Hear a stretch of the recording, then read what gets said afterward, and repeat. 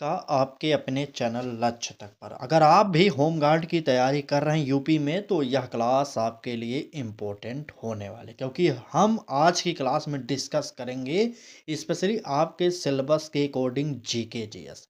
आपको पता होना चाहिए कि जीके जीएस के अंतर्गत हम इतिहास, भूगोल, संविधान और विज्ञान, स्टैटिक जीके और जीएस की बात करते हैं। ठीक है, अर्थशास्त्र भी कुछ हो जाएगा। तो यहाँ पर कुल मिलाकर आपके सिलेबस का निचोड़ डेली सुबह 10 बजे प्रोवाइड किया जाता है।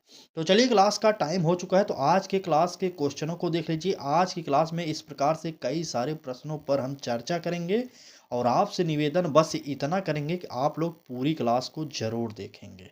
तो ये रहा पहला प्रश्न, क्या कह रहा है देखिए। भारतीय संविधान में लोकतांत्रिक गणराज्य शब्दों को किस संविधान संशोधन जो द्वारा जोड़ा गया? 24वें संविधान संशोधन या 42वें या 44वें या 52वां, कौन सा संविधान संशोधन होगा? उत्तर फटाक से बता दीजिए। तो आप लोगों को याद कर लेना है कि लोकतांत्रिक गणराज्य अगर बात की जाए, यह शब्द किस संविधान संशोधन के द्वारा जोड़ा गया था, तो वो संविधान संशोधन था 42वां। अगर अब आपसे पूछा जा सकता है कि 42वां संविधान संशोधन कब हुआ था, तो आप लोग नोट कर लीजिए, 42वां संविधान संशोधन हुआ हुआ था 1976 में। ठीक है, चलिए यहाँ से ये नोट करिए और इस प्रश्न का उत्तर जो होगा बी ऑप्शन हमारा सही हो जाएगा। आगे बढ़ते हैं और देखते हैं हमारा अगला प्रश्न क्या कह रहा है। चलिए, कहा जा रहा है कि उत्तर प्रदेश में राज्य वित्त आयोग की अनुशंसा का मुख्य उद्देश्य क्या है? देख रहे हैं आपकी क्लास में हम यूपी जीके को भी करा रहे हैं, अलग से तो करा ही रहे हैं यूपी जीके, लेकिन साथ साथ में आपके जीके जीएस स्पेशल स्पेशल श्रृंखला में भी शामिल कर दिए हैं। तो पढ़िए, मन लगाकर पढ़िए। ठीक है, देखिए प्रश्न में कह रहा है कि उत्तर प्रदेश में राज्य वित्त आयोग की अनुशंसा का मुख्य उद्देश्य क्या है? ए ऑप्शन कह रहा है कि राज्य कर निर्धारण, बी ऑप्शन कह रहा है कि पंचायती राज संस्थाओं को वित्तीय सशक्तिकरण, सी ऑप्शन कह रहा है कि राज्य बजट निर्माण और डी ऑप्शन कह रहा है कि नगर निगमों का विलय। जल्दी से बता दीजिए कौन सा उत्तर सही होगा। देखिए, प्रश्न तो ये टफ है, लेकिन अभी और सरल प्रश्न भी हैं क्लास में, तो बने रहिएगा, पूरी क्लास को देखिएगा। तो बात किया जाए, उत्तर प्रदेश में राज्य वित्त आयोग की अनुशंसा का जो मुख्य उद्देश्य होता है वह होता है पंचायती राज संस्थाओं को वित्तीय सशक्तिकरण। यही हमारा उत्तर बी वाला सही हो जाएगा। ठीक, चलिए आगे आइए और अगला प्रश्न देखते हैं क्या कह रहा है। अगला प्रश्न संविधान से है, पूछा जा रहा है कि न्यायिक पुनरावलोकन की अवधारणा भारत में किस देश से ली गई? भारत के संविधान को उधार का थैला भी कहा जाता है। ये लोग सारा का सारा जो मैटर है ज़्यादातर उधार लेकर ही आए हैं। तो बताइए, न्यायिक पुनरावलोकन किस देश से आया है भारत में? ब्रिटेन से, अमेरिका से, आयरलैंड से या कनाडा से? तो चलिए सबसे पहले बात करेंगे न्यायिक पुनरावलोकन की। ठीक है, तो न्यायिक पुनरावलोकन जो आया है हमारे देश में वह आया है अमेरिका से। यहाँ पर अमेरिका नोट करिए। और अगर पूछा जाए कि ब्रिटेन से क्या आया है, तो ब्रिटेन से संसदीय जो शासन व्यवस्था इस समय हमारे भारत में चल रही है वही आया। जो सांसद हमारे भारत में बन रहे हैं ना, ये सारी की सारी पद्धति जो है ब्रिटेन से आई है। तो याद कर लीजिए, ब्रिटेन से अगर पूछा जाए तो संसदीय शासन व्यवस्था प्रणाली जो है ये हमारा ब्रिटेन से आया है। आयरलैंड से क्या आया है? अब तो ये भी पूछ सकते हैं ना, बताइए जल्दी से आयरलैंड से क्या आएगा। चलिए, और बात किया जाए अमेरिका से, तो न्यायिक पुनरावलोकन तो आया ही है, और अमेरिका से एक चीज और आया है। क्या आया है? नोट कर लीजिए, मौलिक अधिकार। बिल्कुल, मौलिक अधिकार। ठीक है, नोट करिए, मौलिक अधिकार लिख लीजिए यहाँ पर। ठीक है, चलिए लिख लीजिएगा, मौलिक अधिकार अमेरिका से और आया है। आयरलैंड से क्या है, एक बार सबसे पहले आप लोग कमेंट करके बताएंगे। चलिए, यहाँ पर इस प्रश्न का उत्तर जो होगा अमेरिका, यानी कि बी वाला ऑप्शन हमारा सही हो जाएगा। ठीक है, चलिए आगे बढ़ते हैं, अगला प्रश्न देखते हैं। अगले प्रश्न में कहा जा रहा है कि भारत में सार्वजनिक आपातकाल की घोषणा किस अनुच्छेद के अंतर्गत की जाती है? आपको पता होगा कि हमारे संविधान में आपातकाल का उल्लेख 3 अनुच्छेद में किया गया। अनुच्छेद 352, 356, 360। तो इनको जानते रहिएगा। आप यहाँ से प्रश्न अगर पूछा जाएगा तो आप सही करके नंबर पा सकते हैं। ठीक है? तो बताइए सार्वजनिक आपातकाल की घोषणा किस अनुच्छेद के अंतर्गत होगा? 52 के द्वारा, 56 के द्वारा, 60 के द्वारा या 65 के द्वारा? तो यहाँ पर जो सार्वजनिक आपातकाल की बात किया जा रहा है, आप लोग नोट करिएगा, ये होता है 352 के अंतर्गत। ठीक? अगर आपसे पूछा जाए कि भारत में राष्ट्रपति शासन जो है किस अनुच्छेद के द्वारा लगाया जाता है, तो वह अनुच्छेद होता है 356। यहाँ पर नोट करिए राष्ट्रपति शासन, ठीक है? नोट करिएगा राष्ट्रपति शासन 356 के द्वारा लगता है। अगर आपसे पूछा जाए वित्तीय आपातकाल किस अनुच्छेद में उल्लेख किया गया है, तो वह अनुच्छेद होगा 360। यहाँ पर वित्तीय आपात की उल्लेख ना की गई, ठीक है? चलिए, तो आज तक अगर आपसे एक प्रश्न और पूछा जा सकता है कि आज तक वह कौन-सा आपातकाल है जो भारत में अभी लागू नहीं हुआ कभी भी? तो वह है वित्तीय आपातकाल जिसका उल्लेख अनुच्छेद 360 में किया गया है। ये आप जानते रहिएगा और इस प्रश्न का उत्तर आप लोग नोट करिए अनुच्छेद 352 जो होगा ये हमारा ए वाला ऑप्शन सही हो जाएगा। ठीक? बिल्कुल, ए वाला ऑप्शन सही कर लीजिए और आगे बढ़िए अगला प्रश्न देखते हैं क्या कह रहा है। चलिए, कहा जा रहा है कि उत्तर प्रदेश का कौन-सा जिला चावल की कटोरी के नाम से जाना जाता है? मतलब किस जिले में सबसे अधिक चावल होता है? जब चावल अधिक होगा तभी तो उसे चावल का कटोरा कहा जाएगा ना। तो बताइए बलिया में, गोरखपुर में, श्रावस्ती में या लखीमपुर खीरी में? आपको ऑप्शन के अकॉर्डिंग बताना है। ठीक है? चलिए सब लोग कमेंट करेंगे, जल्दी से बताएँगे किस जिले में सबसे अधिक चावल होने के कारण वहाँ पर उसे चावल का कटोरा कहा जाता है। चलिए प्रश्न संख्या 5 जितने भी लोग बता रहे हैं Lakhimpur Kheri D, D, D बिल्कुल सही। यहाँ पर सबसे अधिक चावल होने वाला लखीमपुर खीरी है, इसीलिए इसे चावल की कटोरी भी कहा जाता है। तो नोट कर लीजिए लखीमपुर खीरी इस प्रश्न का उत्तर सही हो जाएगा। अगर क्लास अच्छी लग रही हो तो लाइक कर दीजिए, चैनल को सब्सक्राइब कर लीजिए, बेल आइकन को भी ऑन करिए और जुड़िए हमारे साथ डेली सुबह 10 बजे। ठीक? आइए, बात करेंगे प्रश्न की तो कह रहा है कि भारत में नियंत्रक एवं महालेखा परीक्षक जिसे आप शॉर्टकट में कैग कहते हैं, पूछा जा रहा है कि इसकी नियुक्ति कौन करता है? प्रधानमंत्री करेंगे, संसद करता है या राष्ट्रपति या सर्वोच्च न्यायालय? चलिए जल्दी से बताइए कैग की नियुक्ति कौन करता है? तो आप सब जान जाइए कि कैग की नियुक्ति जो करता है वह करता है राष्ट्रपति। इसमें प्रधानमंत्री का कोई योगदान नहीं, संसद का कोई योगदान नहीं और सर्वोच्च न्यायालय का कोई योगदान नहीं। जो नियुक्त करता है वह होता है हमारे देश का राष्ट्रपति। आपको पता होना चाहिए कि हमारे देश का प्रथम नागरिक होते हैं राष्ट्रपति, ये जान जाइए। और एक प्रश्न पूछा जा सकता है कि सुप्रीम कोर्ट के मुख्य न्यायाधीश की नियुक्ति कौन करता है? तो आपको याद कर लेना है, लिख लेना है कि सर्वोच्च न्यायालय के मुख्य न्यायाधीश की नियुक्ति भी हमारे राष्ट्रपति करते हैं। एक बार कमेंट करके बता दीजिए कि वर्तमान में सर्वोच्च न्यायालय यानी कि सुप्रीम कोर्ट के मुख्य न्यायाधीश कौन हैं? जितने भी लोग इस क्लास को देख रहे हैं, लाइव देख रहे हैं, चाहे बाद में देखेंगे, सब लोग कमेंट करके बताएँगे कि वर्तमान में सर्वोच्च न्यायालय के मुख्यमंत्री माफ़ी चाहेंगे आपसे, ठीक है? मुख्य न्यायाधीश कौन हैं? ठीक? बिल्कुल, यूपी में चुनाव है तो इस समय मुख्यमंत्री ही आ रहे हैं, ठीक है? चलिए फिलहाल आगे बढ़ते हैं, अगला प्रश्न देखते हैं, किस मिट्टी में जल धारण क्षमता सर्वाधिक होती है? बलुई में, दोमट में, काली में या लाल में? चलिए, प्रश्न संख्या 7 बिल्कुल सही। सबसे अधिक जो जल धारण क्षमता होती है, वह होती है काली मिट्टी में। नोट कर लीजिए हमारा उत्तर जो होगा सी वाला ऑप्शन सही हो जाएगा। चलें आगे? बिल्कुल, आइए आगे बढ़ते हैं और देखते हैं अगला प्रश्न क्या कह रहा है। कह रहा है कि अष्टप्रधान परिषद का संबंध किस शासक से था? अष्टप्रधान सुने होंगे ना, तो बताइए अकबर से था, औरंगजेब से था, शिवाजी से था या बाजीराव से था?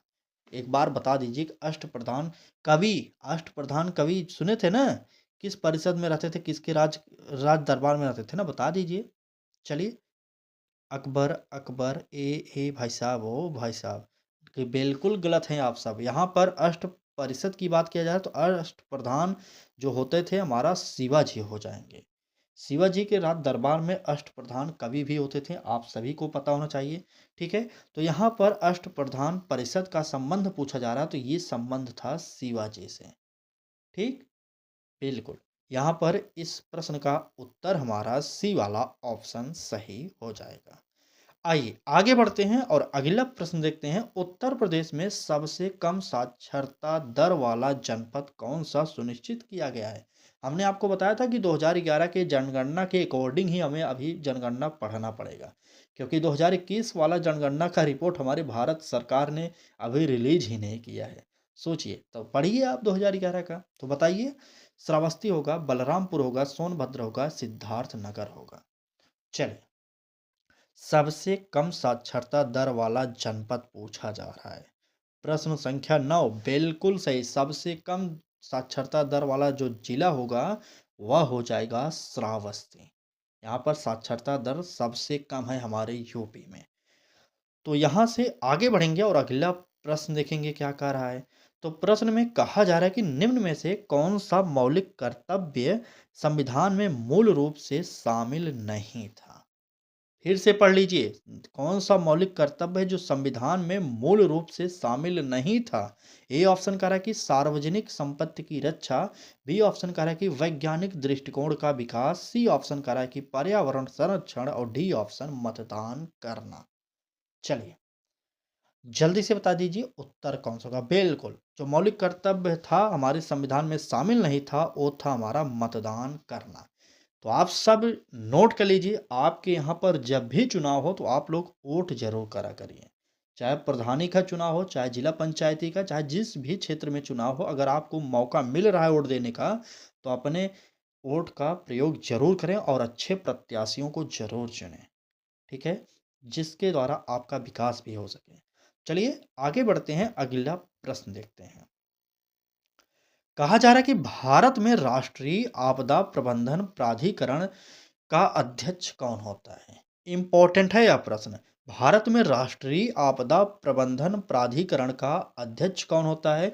राष्ट्रपति होंगे, गृह मंत्री होंगे, प्रधानमंत्री होंगे, लोकसभा अध्यक्ष होंगे। कौन होंगे एक बार बताइए।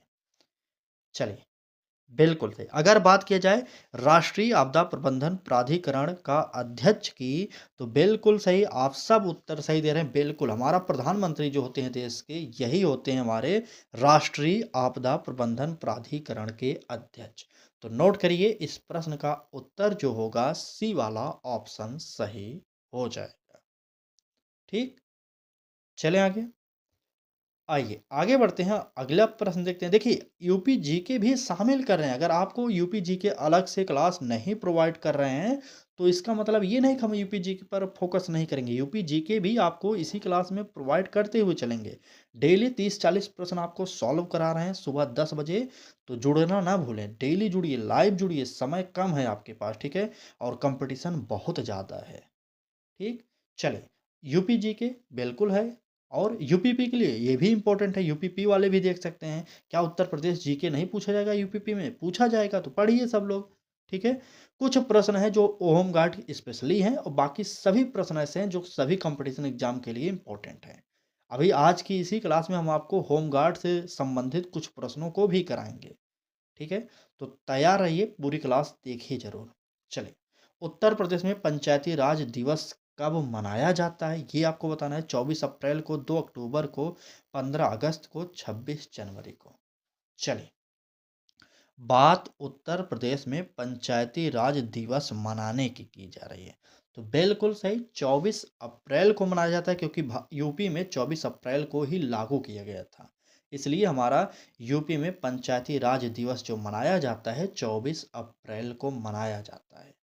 ठीक, तो चलिए आगे बढ़ते हैं और अगला प्रश्न देखते हैं क्या कह रहा है। किस गैस को हंसने वाली गैस कहा जाता है? तो देख रहे हैं, ये विज्ञान का भी प्रश्न आ गया। ठीक है, पूरी कोशिश की जा रही है कि आपका कोई भी सब्जेक्ट छूटे ना। ठीक है, बताइए हंसने वाली गैस कौन सी होगी? CO2 होगी, N2O होगा, SO2 होगा या CH4 होगा? तो CH4 नहीं होता, आपको पता होना चाहिए।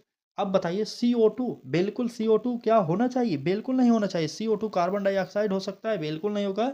हमारा यहाँ पर जो उत्तर होगा N2O हो जाएगा। ठीक है, N2O को ही कहा जाता है क्या? हँसने वाली गैस, हँसाने वाली गैस, नाइट्रस ऑक्साइड को। बिल्कुल, नाइट्रस ऑक्साइड को ही कहा जाता है हँसाने वाली गैस, हँसने वाली गैस। तो नोट करिए N2O आए पेपर में ऑप्शन में या नाइट्रस ऑक्साइड आए तो दोनों एक ही हैं। आप लोग शब्द ज़रूर ये समझ जाइए, याद कर लीजिए। ठीक? चलिए। आगे आइए अगला प्रश्न देखते हैं। कह रहा है कि भारत का प्रथम उपग्रह आर्यभट्ट किस वर्ष प्रक्षेपित किया गया था? तो प्रश्न में भी एक प्रश्न है, आपसे पूछा जाएगा कि भारत का प्रथम उपग्रह कौन सा था? तो आपको क्या बताना है? तो आपको बताना है आर्यभट्ट था। अब आपसे यही पूछा जा रहा है कि भारत का प्रथम उपग्रह जो आर्यभट्ट था किस वर्ष प्रक्षेपित किया गया था? 1972 में, 1975 में, 1980 में, 1984 में? फटाक से बताइए कौन सा उत्तर हमारा सही होगा। चलिए, बिल्कुल सही। अगर बात किया जाए आर्यभट्ट की तो आर्यभट्ट की स्थापना मान लीजिए प्रक्षेपित कब किया गया था? तो प्रक्षेपित किया गया था 1975 में। यहाँ पर इसका उत्तर हमारा दूसरा ऑप्शन सही हो जाएगा। ठीक? चलिए। देखिए होमगार्ड स्पेशल यह प्रश्न आ गया ना, बताइए क्या कह रहा है? यूपी होमगार्ड संगठन की स्थापना किस वर्ष हुई? आप होमगार्ड के पेपर में बैठने वाले हैं, आपको अपने पद के बारे में तो पता होना चाहिए ना, तो बता दीजिए। चलिए, यूपी होमगार्ड संगठन की स्थापना किस वर्ष हुई? 1947 में, 1956 में, 1963 में, 1971 में? बताइए। यूपी होमगार्ड संगठन की स्थापना की बात किया जा रहा है तो बिल्कुल सही। तो याद कर लीजिए इसकी स्थापना 1963 में हुई थी। वेरी इंपॉर्टेंट यह प्रश्न है क्योंकि आपका पेपर भी यूपी होमगार्ड के लिए है। तो यह जाहिर सी बात है कि यहाँ से प्रश्न भी बन सकते हैं। ठीक, चलिए अगला प्रश्न देखिए। अभी मैंने जस्ट इसका उल्लेख ऊपर कर दिया था। किस अनुच्छेद के अंतर्गत राष्ट्रपति शासन लगाया जाता है? मैंने क्या बताया था? एक बार फिर से आप लोग बताएंगे। मैंने बताया था 356 के द्वारा राष्ट्रपति शासन लगता है और भारत के अंदर अगर आपातकाल की बात किया जाता है तो 352 के अंतर्गत आपातकाल की बात किया गया है। ठीक, आपातकाल। और 360 के अंतर्गत वित्तीय आपातकाल की बात किया गया है। ठीक है, वित्तीय आपातकाल। तो इसको नोट कर लीजिए। 352 पूछा जाए अनुच्छेद तो उसमें आपातकाल का उल्लेख है। 356 के द्वारा ही राष्ट्रपति शासन लागू किया जाता है, लगाया जाता है। और 360 में किसका उल्लेख है? तो उसमें वित्तीय आपातकाल है। ठीक है, वित्तीय आपातकाल 360 में बिल्कुल। चलिए, तो यहाँ पर इस प्रश्न का उत्तर आप लोग कौन सा नोट कर रहे हैं? बिल्कुल बी वाला ऑप्शन सही करिएगा, ए मत मारिएगा। ए नहीं होगा और सी नहीं होगा, यहाँ पर बी वाला ऑप्शन सही हो जाएगा। ठीक, चलिए बात अगले प्रश्न की करेंगे। इसको तो मैंने शायद पिछले क्लास में बता दिया था। सबसे छोटी हड्डी शरीर की पूछी जा रही है, स्टेपस हो जाएगा। और सबसे बड़ी जो हड्डी पूछी जाएगी अगर तो वो होगा फीमर। इसे नोट कर लीजिए, यह बार बार नहीं बताएंगे। ठीक है, चलिए आगे आइए। इसको भी मैंने बता दिया था यूपी जीके में, आप पढ़े होंगे। तो बताइए उत्तर प्रदेश का राजकीय पुष्प कौन सा है? कमल, गुलाब, ब्रह्म कमल, पलाश? बताइए। राजकीय पुष्प की बात किया जा रहा है तो बिल्कुल राजकीय पुष्प जो होता है हमारा उत्तर प्रदेश का, यह होता है पलाश। ठीक, चलिए आगे बढ़ते हैं और देखते हैं अगला प्रश्न क्या कह रहा है। कह रहा है कि संविधान सभा के अस्थायी अध्यक्ष कौन थे?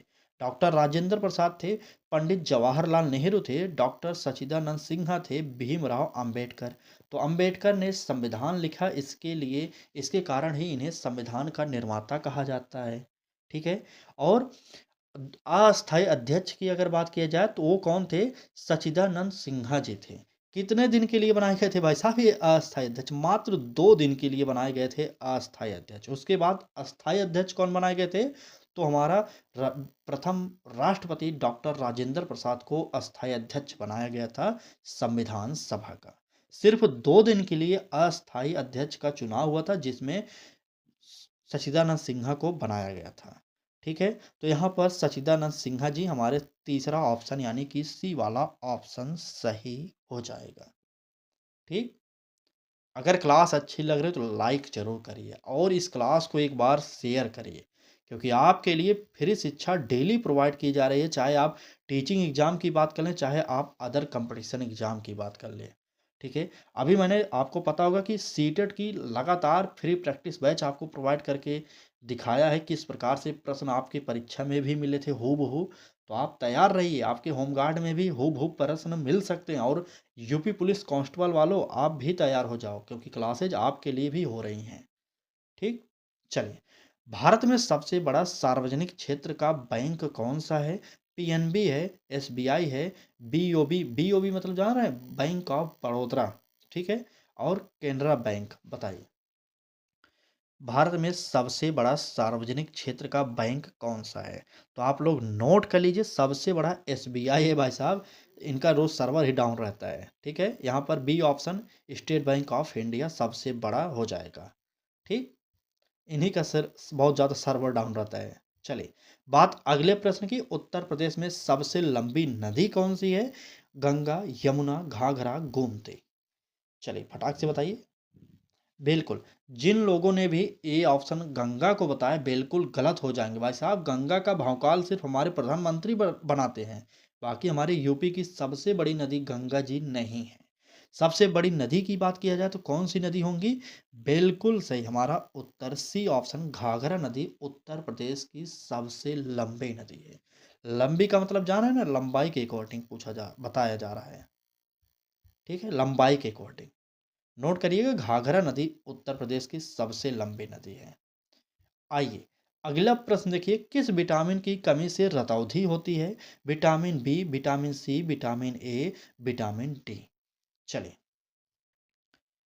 किसके द्वारा किस की कमी के कारण रतौंधी रोग होता है? तो आप सब जान जाइए, विटामिन ए की कमी के कारण रतौंधी रोग होता है। अब आपसे पूछा जा सकता है, विटामिन बी की कमी से कौन सा रोग होगा? बी की कमी से होता है, एक रोग होता है बेरी बेरी। ठीक है, ये रोग होता है विटामिन बी की कमी से। सी की कमी से कौन सा रोग होता है? तो स्कर्वी होता है। ठीक। सी की कमी से स्कर्वी रोग होता है। और इस तरह नोट करिए, और बता रहे हैं विटामिन डी के बारे में भी। चलिए, यहाँ पर नोट करिए, विटामिन डी से अगर पूछा जाए तो विटामिन डी की कमी से होता है सूखा रोग। ठीक है, विटामिन डी की कमी से होता है सूखा रोग। फिर से एक बार सुन लीजिए, विटामिन ए की कमी से रतौंधी रोग होता है, विटामिन बी की कमी से बेरी बेरी रोग होता है, विटामिन सी की कमी से स्कर्वी रोग होता है, और विटामिन डी की कमी से सूखा रोग होता है। ठीक। तो चलिए, यहाँ पर इस प्रश्न का उत्तर आप लोग विटामिन ए यानी कि सी वाला ऑप्शन सही कर लीजिए। ठीक है। चलिए, पूछा जा रहा है कि भारतीय राष्ट्रीय कांग्रेस की स्थापना कब हुई थी? यह प्रश्न हमने शायद बताया पहले भी। 1885 में। कहाँ पर हुई थी? मुंबई में हुआ था। ठीक है, भारतीय राष्ट्रीय कांग्रेस की स्थापना 1885 ईस्वी में मुंबई में हुआ था। ठीक है। चलिए, ये प्रश्न बताइए, ये इंपॉर्टेंट है। आपको पता होगा कि उत्तर प्रदेश में विधान परिषद भी है। विधान परिषद की सीटें कितना है? तो विधान परिषद की 100 सीटें हैं हमारे यूपी में। ये एक क्वेश्चन हो जाएगा। अब आते हैं प्रश्न पर। ठीक है, प्रश्न में पूछा जा रहा है कि उत्तर प्रदेश में विधान परिषद के सदस्यों का कार्यकाल कितने वर्ष का होता है? 4 वर्ष का, 5 वर्ष का, 6 वर्ष का, आजीवन? आजीवन भाई किसी का नहीं रहता। बताइए, विधान परिषद के सदस्यों का कार्यकाल बताइए जल्दी से। बिल्कुल सही। हमारा जिन्होंने भी उत्तर 6 वर्ष बताया है, बिल्कुल उनका सही को। भाई साहब, यहाँ पर जो लोग 5 वर्ष बता रहे हैं ना, 5 वर्ष हमारे यहाँ पर विधायक लोगों का होता है कार्यकाल। नोट कर लीजिए, 5 वर्ष हमारे यहाँ पर विधायक लोगों का कार्यकाल होता है। बाकी सांसदों का कार्य भी पता होगा आपको, और यहाँ पर विधान परिषद भी हम आपको बता दिए हैं। ठीक। तो नोट कर लीजिए, विधान परिषद के सदस्यों का कार्यकाल जो होता है 6 वर्ष का होता है। नीली क्रांति का संबंध किससे होगा? दुग्ध उत्पादन, मछली उत्पादन, मत्स्य उत्पादन, तिलहन से, कपास से। कपास और तिलहन नहीं होगा यहाँ पर। मत्स्य उत्पादन का संबंध होता है नीली क्रांति से। दुग्ध उत्पादन मतलब श्वेत क्रांति होता है। ठीक है। चलिए, दुग्ध उत्पादन मतलब श्वेत क्रांति हो जाएगा। आगे आइए, अगला प्रश्न देखते हैं क्या करा है। भारत का राष्ट्रीय वृक्ष कौन सा है? ये तो बताने की बात नहीं, पीपल, नीम, बरगद, अशोक। फटाक से बता देंगे। चलिए बताइए सब लोग। बिल्कुल, बरगद। ए सी भाई साहब, क्या उत्तर बता रहे हैं आप लोग। चलिए, यहाँ पर भारत के राष्ट्रीय वृक्ष को नोट कर लीजिए। बरगद और पीपल में मत उलझिए भाई साहब, ये तो इम्पोर्टेंट है। ये तो आज तो बना नहीं ना, बहुत पहले का है ना, तो नोट कर लीजिए, यही हमारा उत्तर सी वाला सही होगा। भारत का राष्ट्रीय वृक्ष की बात कर रहा है तो वह बरगद होता है। आइए, उत्तर प्रदेश का राजकीय पशु कौन सा है? हाथी, बाघ, बारहसिंघा, शेर। चलिए, राजकीय पशु, बिल्कुल, पशु।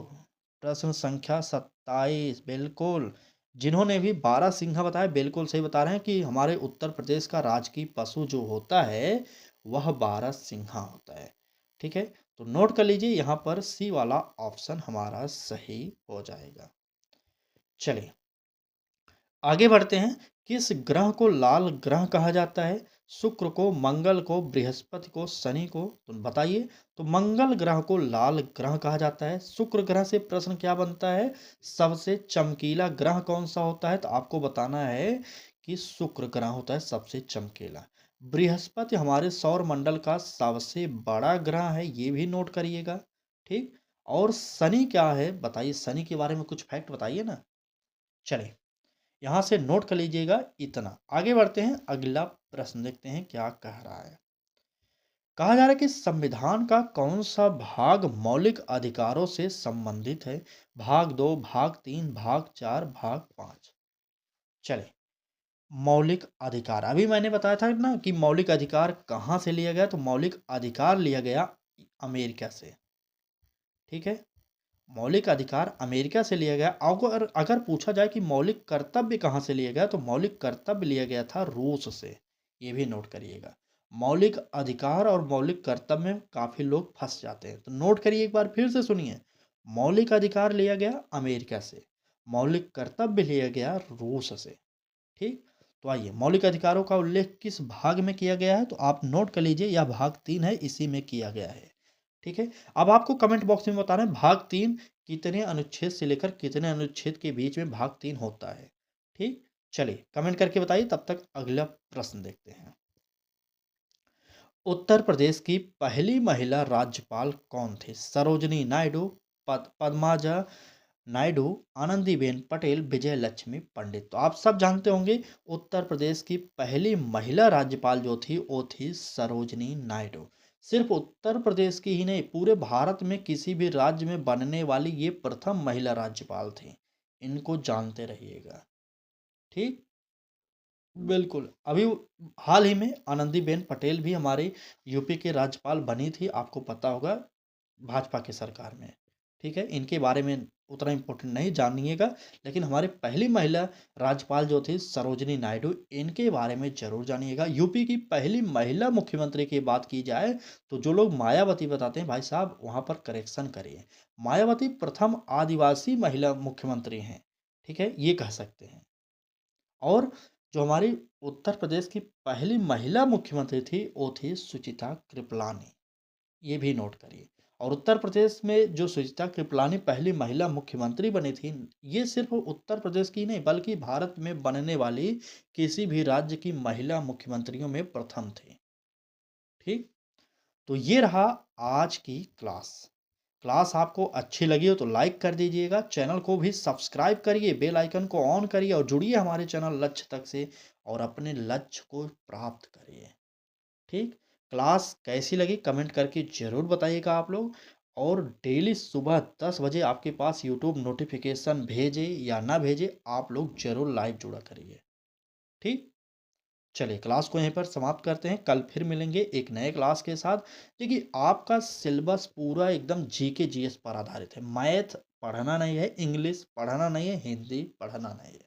पढ़ना क्या क्या है, स्टैटिक जीके और जीके जीएस जो होता है वो तो सेम हो जाएगा लगभग। ठीक है, और इतिहास पढ़ना है, भूगोल पढ़ना है, संविधान पढ़ना है, कुछ पार्ट अर्थशास्त्र के पढ़ना है, अर्थशास्त्र बहुत नहीं पढ़ना है, ये जानते रहिएगा। और विज्ञान पढ़ना है, बस। अगर आप हमारे साथ जुड़ रहे हैं तो सुबह हम जो 10 बजे आपको जीके जीएस की क्लास स्पेशल करा रहे हैं, यही क्लास हम आपको डेली कराते हैं। तो जुड़ जाइए, समय है अभी, अगर आप जुड़ते हैं तो कुछ लाभ ज़रूर मिलेगा आपको। ठीक, चलिए बाकी आप स्वतंत्र हैं, आपकी इच्छा, आज आपको जुड़ना है या कल जुड़ना है, ये आप डिसाइड खुद कर सकते हैं। चलिए फिलहाल क्लास को समाप्त करते हैं, कल फिर मिलेंगे इसी के साथ। ठीक, धन्यवाद।